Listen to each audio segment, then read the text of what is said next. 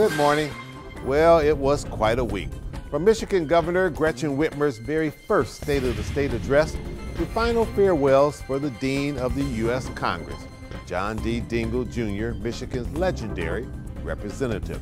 He broke the record on Capitol Hill by becoming the longest-serving member ever. In all, 59 years in those hallowed legislative halls, committee rooms, and chambers. Throughout that time, he appeared on Spotlight perhaps more than any other newsmaker. But one of those interviews outside the TV studio setting was in his Dearborn office when I went there to talk to him as our WXYZ Channel 7 Newsmaker of the Year. That was way back in December of 2004. We thought it would be fitting to take a look back at that very candid conversation. And later, Al Williams on the upcoming African American Leadership Awards. It's Sunday, February the 17th. I'm Chuck Stokes, and this is Spotlight.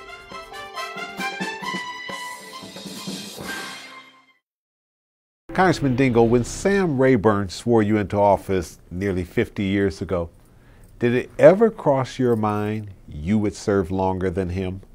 No, I didn't. As a matter of fact, I thought that my career was going to be relatively short because I had a difficult district, and I had primary fights every 2 years. But it all worked out very well. The people have been good to me, and I'm still here. In your mind, what is your most important piece of legislation? The most important piece of legislation on which I worked, I think, in terms of good for the people, was Medicare. If Walter Reuther, the great UAW leader, were alive today, what would he think about labor rights in America?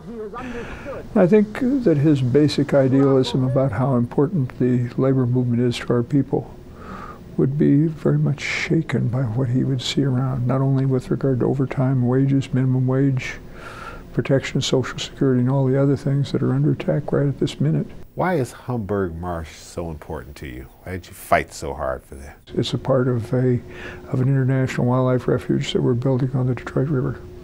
It's the last undeveloped mile on the entire Detroit River. It's something that we can save for future generations, and they can say this is what Sir de Cadillac saw when he came into Michigan for the first time and landed in what is now Detroit. The Do Not Call legislation, which got a tremendous amount of broadcast and print attention, and seems in many ways to be just a basic consumer law that affects every individual in this country because it comes directly into their home. Is that the type of legislation that gets you excited and that probably has made John Dingell stay there and fight so long? This was an opportunity to, quite frankly, end a major annoyance. I know very few people that like to get calls at dinner time to buy some darn thing or go someplace or to get something at a discount or something of that kind. But it's protecting consumers and seeing to it that people are fairly treated.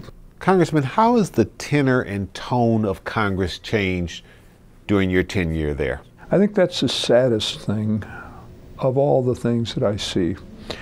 When I was a younger member and I went into the parliamentarian's office to talk about what I was going to do when I was becoming the new chairman of the Committee on Energy and Commerce, a very important job and one which quite frankly scared me.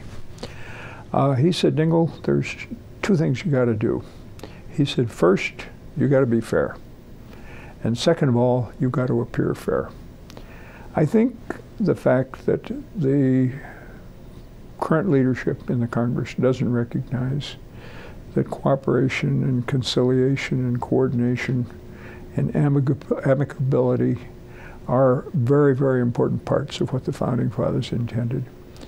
The majority has the right to rule, but the minority has the right to be heard.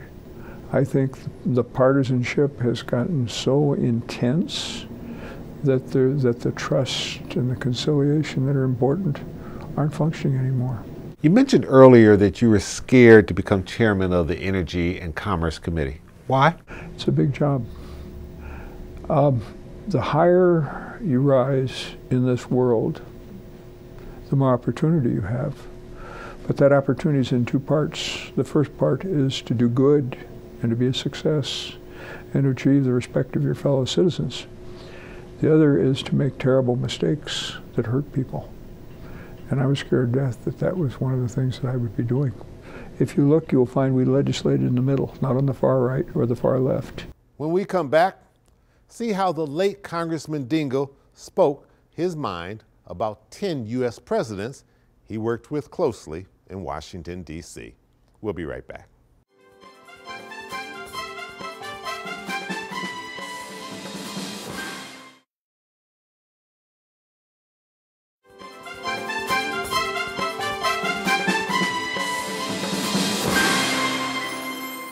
Give me your quick first impressions when I mention these names.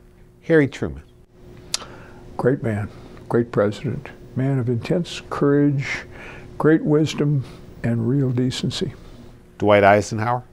Great soldier, fairly good president, never really put the attention into the presidency that he could have and should have. John F. Kennedy. Regrettably, a man who never had the time to show the greatness he really had. He was in office less than 1,000 days. Leader, gave excitement and interest to the government, was not able to get his programs going for an array of reasons, and died tragically. Lyndon Johnson. A great president, but who has the thing that always made me afraid, and that is a great man oftentimes has great flaws. And Lyndon had a real concern for people. That's why war on poverty, federal aid to education, Head Start, Medicare, improvements in Social Security, housing, protection of the environment were important accomplishments of his. What about Richard Nixon? The University of California, Davis ran a psychological profile of him in which they said that he was a well-controlled paranoid schizophrenic, hater, which is a terrible thing to be in this business of ours because we're supposed to like each other and respect the system. But on very important issues, he was in many ways a good president. Foreign policy, did a fine job in many things. What about Michigan's Gerald Ford? Man who took a country which was bitterly and angrily divided, brought it together, worked with everybody as president, a personal friend of mine, but a very decent human being and the kind of president I think that the Founding Fathers wanted us to have. And what did you think of Jimmy Carter? Jimmy Carter, one of the most decent men I've ever known. Not a great president, regrettably a man who was and is a superb former president, but he was so intently concentrated on seeing all the trees that he never saw the forest. Ronald Reagan? I think a very decent man, not a deep thinker. He got his facts wrong on all kinds of things. He was a very appealing guy. Those who find greatness there are entitled to do so, but my judgment is that the greatness was not there. And President Bill Clinton? He really cared about people, and that's always been one of the things that has been important to me. Had it not been for one fault, which you and I know and which everybody knows, probably would have gone down as either a very good or a near great president. Tried to do things which I thought were important for people and good for them. Charming man. Had real charisma. You'd walk in a room with him and people would all be swarming around him whether they liked him or not. The two Bush presidents. Elder Bush, George Herbert Walker Bush, very decent man, friend of mine, played paddleball with him in the house gym, remembered those who he had worked with in the Congress, and a man who was capable of working with others. His son, I think, not a great president, and I don't see any way that he will become a great president. Probably the most intellectually lazy man that's ever held that particular office. and a man who has, as George Santayana says, has received truth, which makes it very hard for him to listen to others. If you hadn't served in Congress all of these years, have you ever given thought to what other job you would like to have? 3 days after I got elected to Congress, I got a job offer from the Park Service to be a ranger. I was a ranger before I was a congressman, and that was, in my view, the greatest job I ever had. You were a great admirer of your father, who also served in the United States Congress. If he could look down on you and your performance in Congress, what do you think he would say? I think he'd say, "Boy, you did well." And I certainly hope so. John Dingell, man, he was more than just the Dean of the House. By any measure, he broke every single record. If he was in sports, his name would be as hallowed as Bo Schembechler, Al Kaline, Tom Brady, Sparky Anderson. And he tweeted about his beloved Tigers and Wolverines until the very end. He was Mr. Michigan. Bipartisanship, he wrote the book. He really did. He nudged us all to work together. I can remember when we first started working on the auto rescue plan. We knew that it had to be bipartisan, and we had to have both John McCain and Barack Obama on board before the November election. And without that legislation, we knew that you could turn the lights out in Michigan, the auto state. About 10 years into his career, President Lyndon Johnson sent the Civil Rights Act of 1964 to the floor of the House. The issue of race was at the forefront of the nation. After the historic March on Washington in 1963, Dr. King spoke about the dream of a true democracy, and I demanded on behalf of the young people, wake up, America, wake up. I didn't know any better. I had all of my hair, a few pounds lighter, and much younger. John voted for the bill as an act of conscience. He believed it was the right thing to do, but he was facing a very, very tough re-election. The issue of race was dividing our country, and the Michigan State House slated him for destruction by cutting a large population of African American out of his district. He was facing a Polish American like himself who had voted against the bill. John did not run from his decision or try to explain away his vote. He stood on the courage of his conviction and won that primary by 5,000 votes. Let's be honest. One of the reasons none of us would have missed this is this is the only time in our entire lives in public service that we were in the same room with John Dingell and got the last word.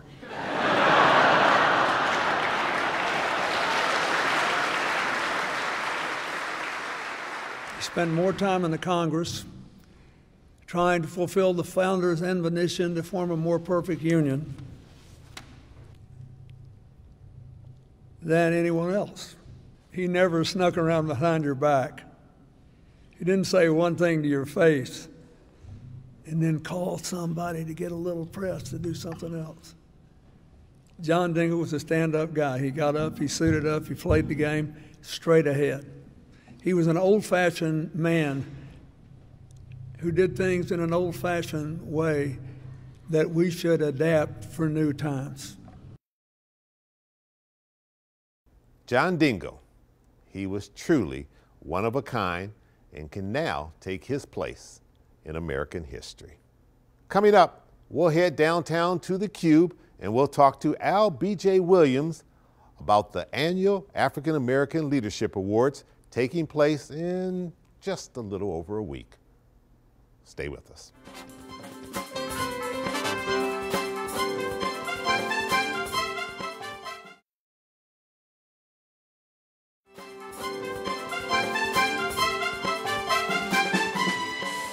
Welcome back to Spotlight. We're down at the Cube, and my guest is Al B.J. Williams. No stranger to Spotlight, and certainly no stranger to politics in this town. Al, welcome to Spotlight. Great to be here with you. Good seeing you. All right, we've gotten through the State of the Union, the State of the State. Yeah. We're coming up on the Black Leadership Awards. Before we get into the details of that, what is the state of black leadership in America and in Michigan right now? Well, in America, I think we're growing. We got leaders popping up all over the place, from Stacey Abrams in Georgia to having an African-American run for governor in Florida, to having the first African-American lieutenant governor here in the state of Michigan. And so I think we're progressing. I think we have leaders stepping up to the plate. All across the country, especially right here in Michigan.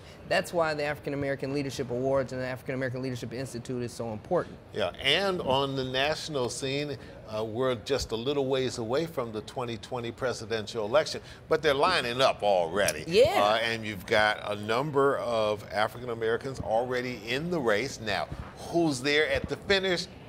Two African-American U.S. senators vying for president for the first time ever. We have an African-American male in Cory Booker out of New Jersey, and an African-American female in Kamala Harris out of California. So, and that's just right now. That's just right now. That's not to say that there won't be more jumping in. That's right. That's right. Absolutely. African-American Leadership Awards coming up on that in just a few days at the end of this week at the African-American History Museum. Yeah.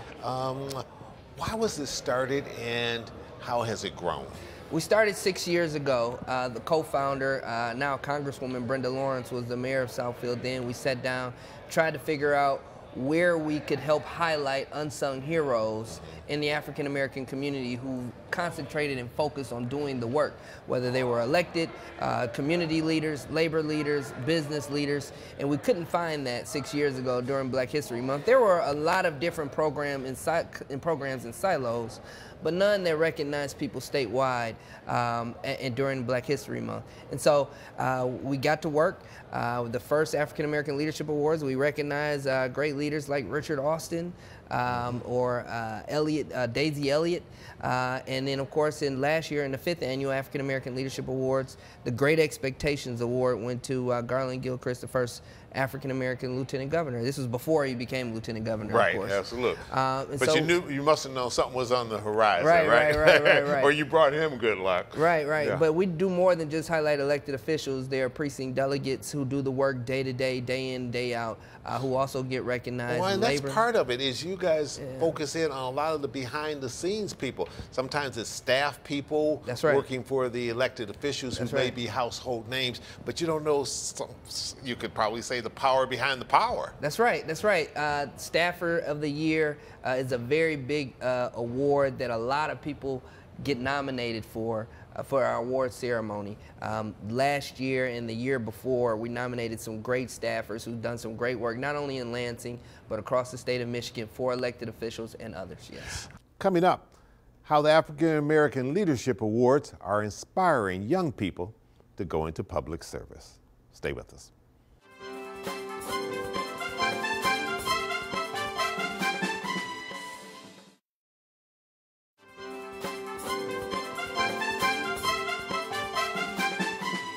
Is it your hope that by doing something like this, and by young people in particular seeing this, that they will maybe say, okay, maybe public service is a way to go in a time in which we are hearing so many different stories about public service that are not flattering? You know, we're looking at the Virginia situation. Yeah. I mean, who would have ever thought that something like that would be going on?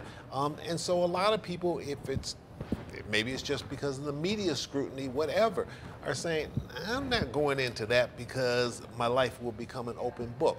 But you often think back to the days in which it was an honor to be in public service, and people aspired to that. Absolutely. One of the takeaways from this every year is that we inspire the leaders of tomorrow. That's one of the most important things that I try to get out of this. For instance, our first African American Leadership Awards, there was a young man who attended who had never been elected before, just getting out of college, or just coming back home from service, and just trying to make a difference himself. Was inspired to run for city council, got elected, and is now serving in the state house as the youngest African-American state elected official in Michigan, and that's Jewel Jones. And so 5 years ago, a lot of people didn't even know who he was. He came along with the executive director of the African American Leadership Awards, Tashana Gill, and was inspired to do great things. And now he's doing just that. And so we work to make sure that we inspire the leaders of tomorrow by telling the stories of leaders from yesterday. And while you go through these awards, we should also emphasize that this is nonpartisan. Yeah. There'll be Democrats, Republicans, Yes. independents Yes. being honored, as well as an audience full of people. Absolutely. We've honored African American Republicans of yesterday and today a number of different times. Robert Blackwell, was an African American Republican from Highland Park. Highland Park. Yeah, and he was honored year one and nominated every year since for an award. So it's important for us to not look at party lines when we do this. Okay. I'll have the pleasure of co-hosting the award ceremony, my first time, with one of my favorite colleagues and friends, Rochelle Riley. Looking forward to that. Of the Detroit Free Press, and who has made quite a name for herself in this town and across America. So we'll team up together and try to do a good job. Try not to embarrass you. No, I know you won't. I know you won't. And then Gail Perry Mason. I was going to get to that. Yeah. She's going to be the keynote speaker. Yes, absolutely, which is phenomenal for us, because as we move into 2020, African Americans are on the horizon of a political revolution, but at the same time, Gail Perry Mason helps us understand that there's also an economic revolution that goes right alongside of that. Well, she certainly made a name for herself. She's written books. She's tutored young people. She has an outstanding client list and has done a tremendous job in this country advising people, particularly African Americans, on how to invest their money and make it grow. Absolutely. And so, and then she's a no-nonsense kind of person with a great sense of humor. Yes, she does. And fireball of energy. So she's going to keep everybody awake, I can tell you that much. You won't go to sleep on Gail Perry Mason. No, not at all. Great. Well, we look forward to being involved with this. We look forward to this year. I'm sure it's going to be bigger and better than ever. And thanks for the good work and for inspiring young people to consider public service as a way to go. Thank you so much. That's it for this week. I'm Chuck Stokes. We'll be back next week with more newsmakers in the spotlight. We hope you have a great week.